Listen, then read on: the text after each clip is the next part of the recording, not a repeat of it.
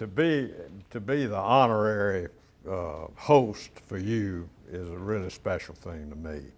It means an awful lot to me, and I've had fun sort of watching you folks the last 2 days, and I'm very impressed.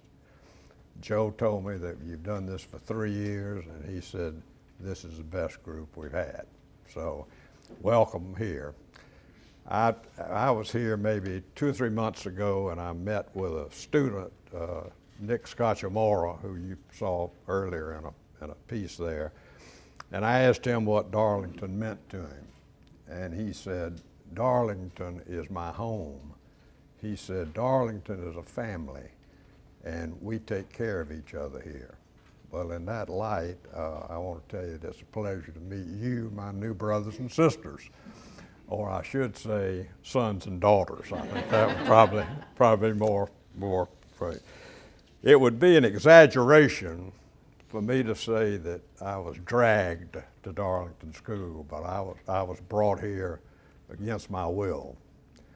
I was a junior in high school, in a good high school in Atlanta, and my whole thought in life was to be a college football player like my older brother.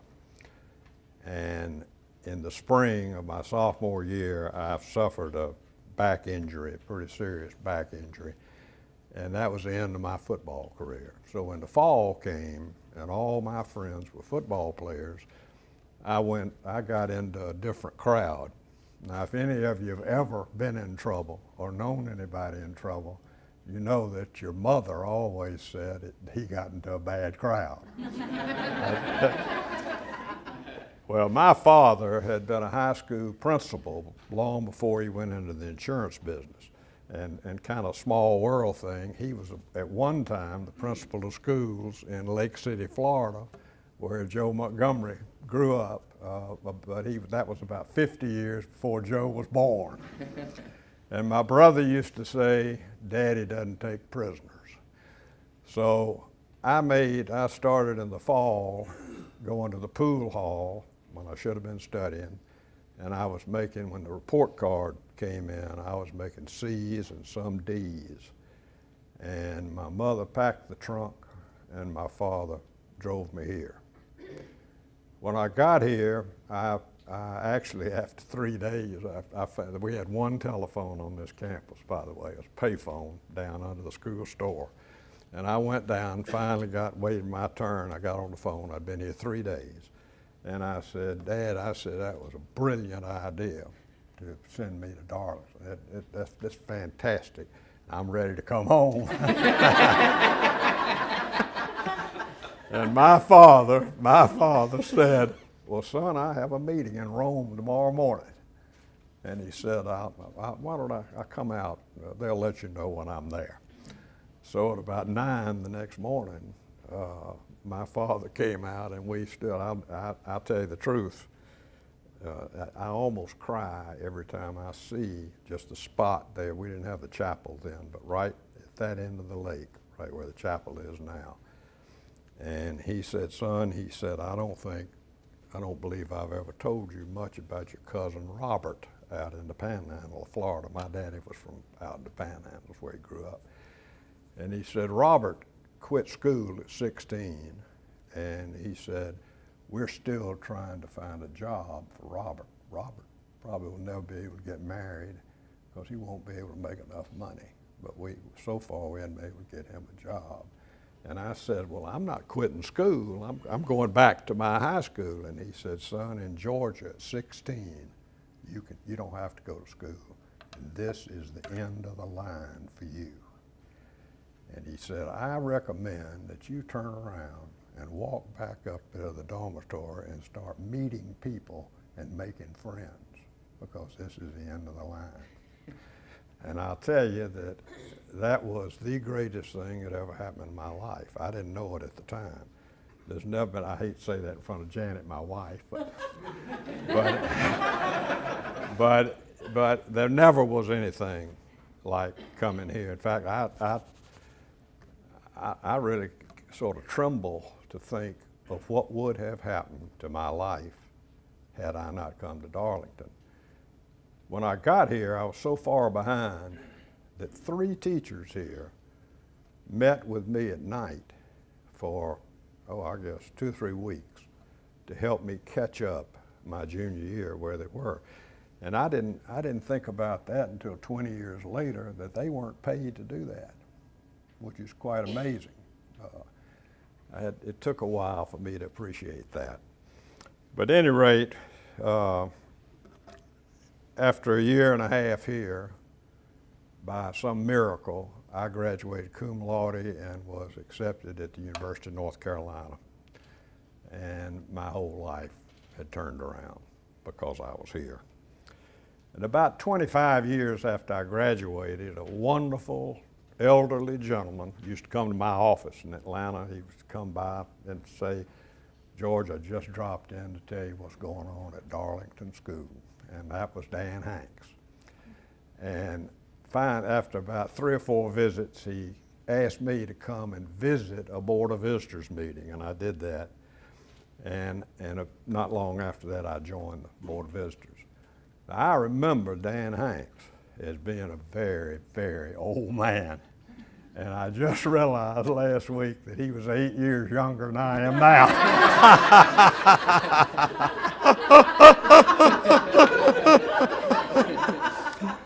But he was, he also was a head of development, and he never said a word to me about money, ever.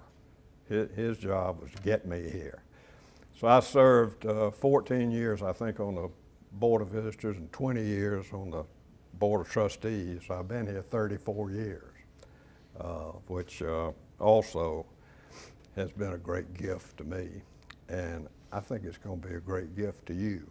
I think all of you who took off a Sunday and a Monday to come here and fill out the application and all that, you came because you want to give something back.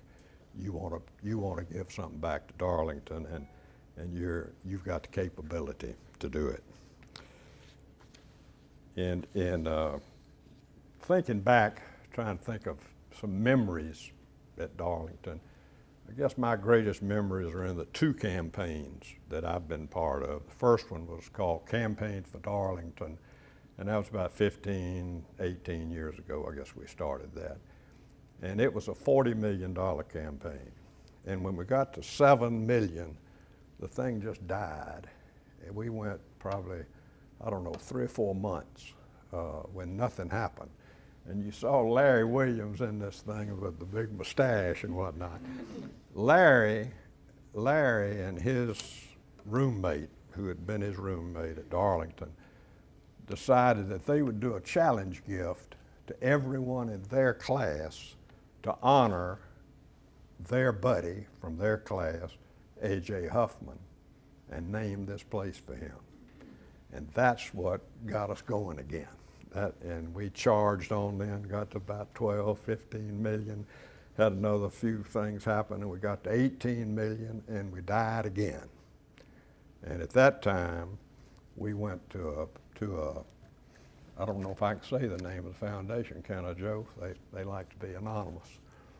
But we went to a foundation in Atlanta and asked for a $3 million challenge gift, and they gave it to us. Now, it was a little while later before we realized why this particular foundation loves us so much. And in a minute, I'll tell you about the next campaign. But the man who benefited, the man who all his money is in that foundation, been dead for years, his closest personal friend was James Ross McCain, who was our founding headmaster. And I'm going to talk about Mr. McCain in a few minutes. But let's move on a minute and let's talk about our family a little bit. We know that Darlington was founded by JP, I'm going to get the JPs and the JRs and the JJs mixed up here. We know that we were founded by John Paul Cooper and Alice Allgood Cooper. By the way, I brought that piece out to give to you there. And the school was named for J.J. Darlington, and the original class was 24 people. And we went co-ed in 1973, and we now have about 950 students. Now that's the easy part.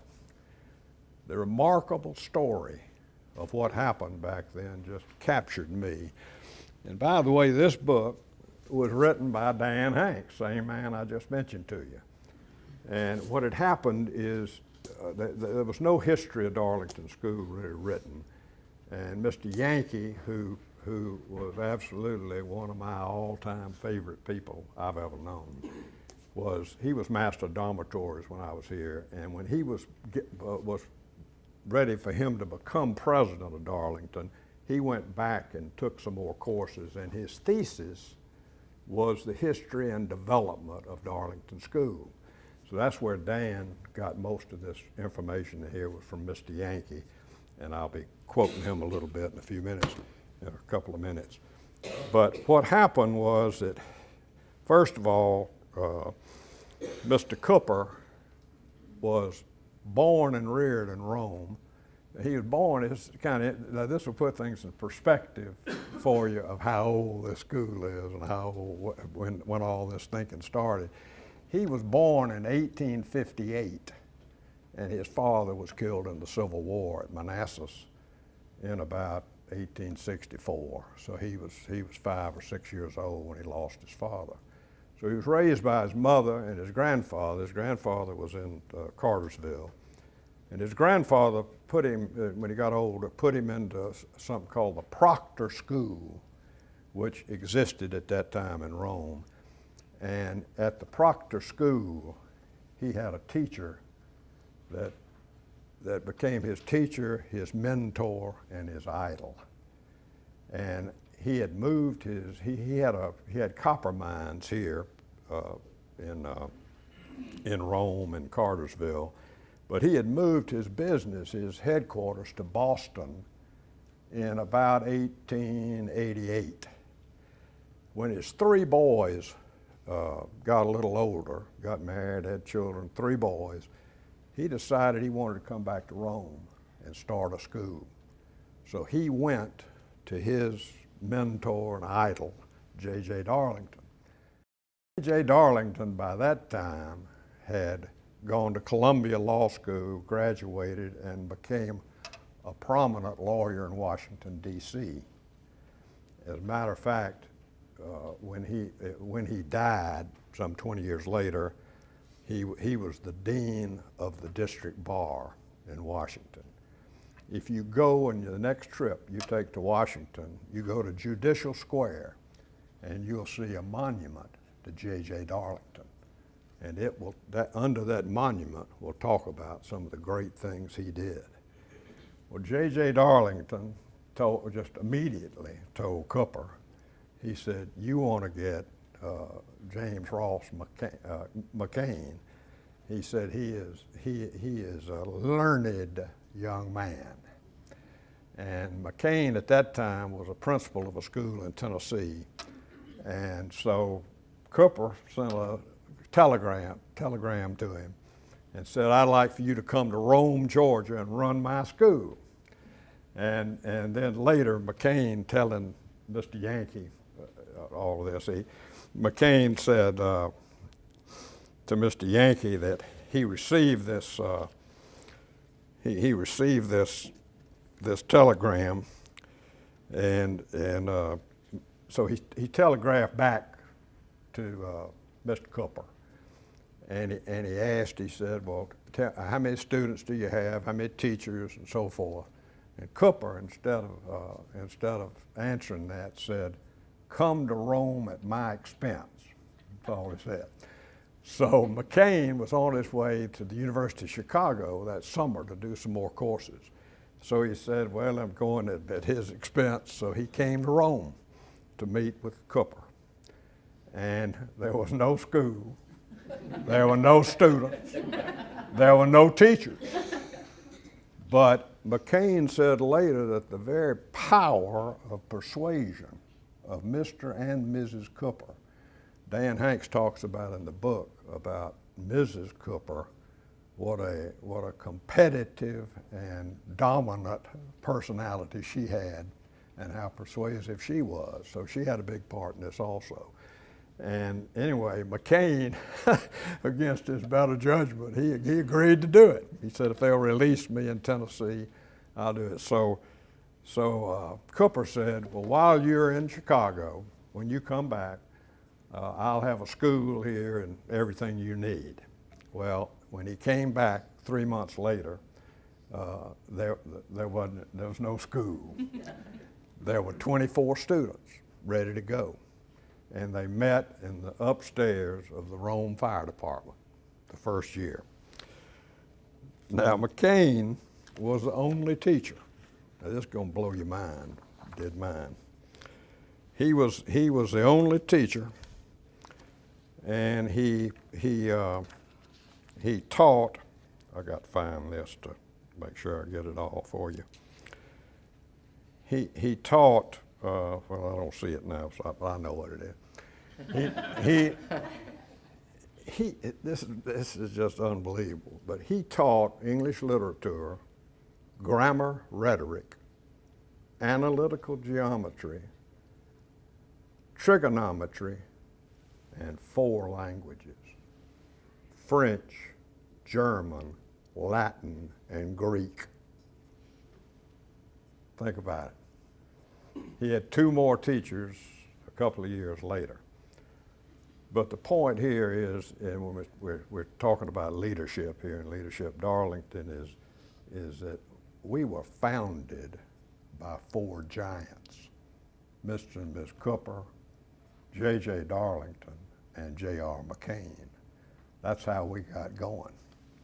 Now today, and we've talked about, I know we've talked about a lot of this yesterday, but today, where at one time, when I was in school here, we were just a little school in Rome, Georgia. And we were Atlanta's boarding school, is really who we were. We were full, the boarding was, from guys who got in trouble like I did. And then now, to all the way to this day, and I've heard several different stories about how many countries these kids are from, but this year, they're 22 foreign countries this year. And 12 states that our kids are from. Did you know that half our alumni live and work outside Georgia? Did you know that that we have as many Facebook friends in Jakarta as we do in Chicago? Did you know that the Darlington Facebook is read in 19 languages? Incredible. And in the Second Century campaign that we just completed successfully, our donors were from 49 states and 30 foreign countries. We're still trying to find an alum in South Dakota. If somebody here knows somebody in South Dakota went to Darlington, we'll go there. We'll go next time. So Darlington's gone a long way from being a little school. There are many reasons for our success, but the overriding factor is that all from the very beginning, we've had caring leaders that have done the right things for the right reasons. When I was thinking last night about how incredibly fortunate we are to have the forefathers we do of the United States of America. That was just bizarre that those people all came together at the same time. But I tell you what, it wasn't a whole lot more than these guys that we had here. Fantastic beginning. Darlington's had fantastic leadership from its administrators, its teachers, its board members, its volunteers, and that's the reason you're here. Because you're smart and you care, and because we need you. You wouldn't have sent in an application or been part of this unless you had some degree of interest in making an impact. Now, I don't believe you need for me to tell you how to be a leader. I've seen your resumes and I know about what you did when you were at Darlington, and I know a lot about what you're doing now, and you're all leaders. So I'd write a book if I could really tell you how to be a leader. There are probably 1,000 or more books written about how to be a leader. During my life, I've been extremely fortunate to know some great leaders. 2 of them are in this room. Joe Montgomery, who led the last campaign, and his staff. I said yesterday that Joe was either naive or keeping his eye on the ball. He really kept his eye on the ball, and he's right that the very first day when we launched the campaign, the stock market went down over 400 points. After that, it got worse, if you remember, in 2008. It never got any better. Well, Jerry and I, during that time, we had several hiccups during those years. And we went back to that same foundation I'd mentioned to you before and got another tremendous gift. And then you've seen Russ Hardin on here. Well, I got a little inside on Russ. He runs the Woodruff Foundation and the Peyton, Letty Peyton. His father was a chancellor of the University of North Carolina, and I was on his foundation board. And he's the first man in the world that ever asked me for a big gift. And he called me one day. I was in my office. I was actually in a meeting. He said, well, Chancellor Hardin's on the phone. I went to the phone. He said, George, I'm flying through Atlanta, and this, of course, long before 9/11, so there was no security. He said, I'm flying through Atlanta, and I'm changing planes about 3 this afternoon. Would you mind coming down to the airport and meeting me? And he said, I've got about an hour and a half between flights. And I said, no, I'll be happy to do that. So I went down there, parked, found a parking place, everything went in, went out to the Delta Crown Room where he told me to meet. When I got out there, he said, oh my gosh, he said, I made a terrible mistake. He said, I thought I had an hour and a half. He said, I've just got 15 minutes. And he turned around and looked me right in the eye, and he said, I want you to give $1 million to this campaign. And I sat back and said, wait a minute, I drove all the way out here. So obviously his son, Russ, loves that story.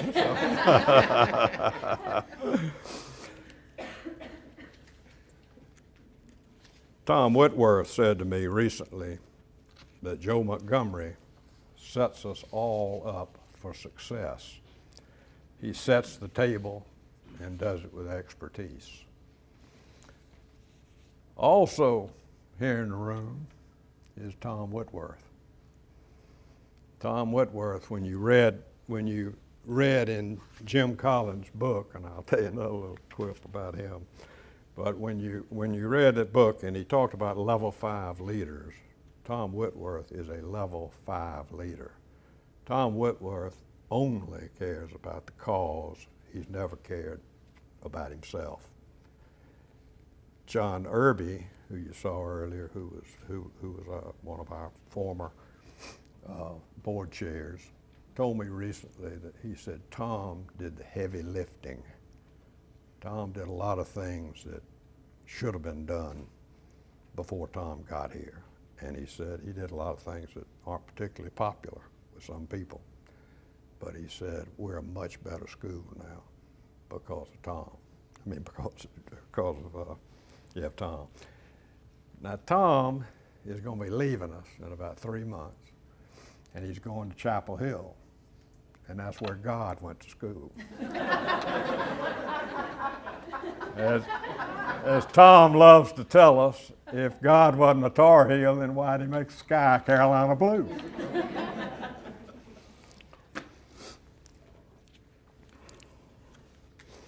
Another of the great leaders I know is Bill Milliken. You saw Neil Shorthouse on here twice, who runs Communities in Schools in Georgia. Communities in Schools is an organization to dropout prevention organization to try to keep kids from dropping out of high school. Bill Milliken is the person who started that. He and Neil actually came to Atlanta in 1973 together. They had both grown up in Pittsburgh. Bill was dyslexic terrible dyslexic in high school. Nobody knew what that was back then. And so everybody thought he was stupid. When he was 16, the principal of his high school in Pittsburgh called his parents in with him and said it would really be better if Bill went ahead now and worked in a steel mill. He said he really doesn't, some people just don't belong in school, and he doesn't belong in school. And Bill told me once, when we were talking about this, Neil had told me this. Bill said, you know, he said, in a way, I felt stupid because I couldn't look up on a blackboard and then get something down here on paper. He said, the whole thing mixed me up. But he said, I realized that it looked to me like I was the only person in the class that remembered everything a teacher ever said. So he said, God gave me a gift to make up for this disadvantage that I had.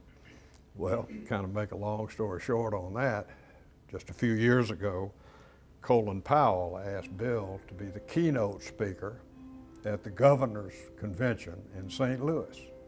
And when the guy called Bill to ask him about his education background, you know, something to introduce him, and Bill says, well, does a high school dropout count? So he said there were a lot of nervous people when he got out there. But what I love so much about Bill is, and I would say too, that he was a level 5 leader before they had such a term as that.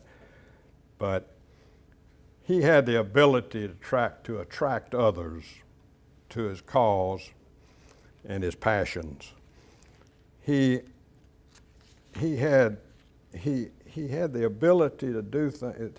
He had a gift that he really didn't know he had, which he gave to a bunch of kids he really didn't know, and then a lot of others that he would never know. When he went to the Lower East Side of New York when he was 19 years old, and he'd gotten this vision. So he went to the Lower East Side in Harlem, and he's a white boy, and he went in and started the storefront schools, first ones in the country that got started. The riots had just happened in New York, and so he didn't have any money, and he's trying to figure out how to do all this. So he thought, well, now who are the people who are the most affected and the most scared after the riots? So he went to Wall Street, and he went to Wall Street, and he went to the CEOs. One quick story I'll tell you is he went to Payne Weber when Mr. Gordon was head of that, and he sat out in the waiting room for 3 days, and you can imagine the woman out there on the phone trying to figure out how to get rid of him, and she couldn't. And he also had long hair. You'll see. By the way, I'm giving every one of you a book that he just wrote called Through the Rearview Mirror. I just want you to, this isn't about Darlington, but it's about leadership. And anyway, Mr. Gordon came out one day, about the third day, whatever it is, and screaming at the woman at the phone. And he got up and said, Mr. Gordon, I'm Bill Milliken, I'm here to see you. And so Gordon took him back into his office, and Bill started telling him what he was doing. And Gordon picked the phone up, and he called somebody, told him to come down, and hung the phone up. This young guy, about 23 years old, came down the hall, and he said, I tell you what, he said, go get my car, and he meant a driver in a car, and you go ride with this boy here out there to Harlem and see what he's doing. Well, the 23-year-old was Julian Robertson, who became probably the biggest hedge fund manager in the world. He gave our program $1 million a year for about 19 years in a row, and then when he put his foundation together, he gave $10 million the first year, and he's given about 20 since then. And Julian's an interesting guy. He was 3 years ahead of me at Carolina, and when in the campaign, we had a $2.4 billion campaign at Carolina, and I didn't go to see him, but when the people went to see him, he said, you know, I'm so sick and tired of Carolina and Duke not doing anything together. And he said, there they are 8 miles apart, and with all that power that they've got, he said, I want to see them doing something together. So he said, I'm not going to give you a dime till you bring the president of Duke up here. So the chancellor and the president of Duke went up, and Julian started what's now called the Robertson Scholarship. And the people who win the Robertson Scholarship go 1 semester to Carolina and 1 semester to Duke. And they go back and forth for 4 years, and they get a degree from both places. Now Julian's son is running what's the big school in New York? Yeah, Spencer. So I've had a world of great experiences. I grew up in a family that really cared about dealing with other things other than just making money in business. My mother, I think, taught me to always be for the underdog. If I turn on the TV and watch a game, I'm always for the underdog unless they're playing Darlington or Carolina. I don't do it then. And my mother was kind of funny in that she always was for the underdog, and yet once I asked her, I said, well, who are your, she loved to watch football. And I said, on TV, and I said, well, who are your favorite football teams? And she said, Alabama and the Dallas Cowboys. And I said, why? She said, because they always win. So go figure. Anyway, you're no different from Bill Milliken and Tom Whitworth and Joe Montgomery or Mr. Cooper. You have the power of persuasion. All you have to do is have the confidence to do it. And for instance, in raising money, all you got to do is go in there and make the ask. One night at a program at Carolina, our head of development said, why do you think so many people give to Carolina? And we said, oh, everybody loves Carolina, and all this kind of stuff. And he said, no, because somebody asked them. And that's why they give. So it's been a wonderful experience being here at Darlington for me, and I know it will be for you. Generations that come after you are going to be dependent on what you do to keep this tradition alive and keep it going. If you don't remember anything else, remember that, as Tom pointed out yesterday, this is a complex, hard school. It's hard to be the school that we love here. But we've always had people willing to step up, and you're coming along now. And when it gets right down to it, the future of Darlington, you're it. Thank you.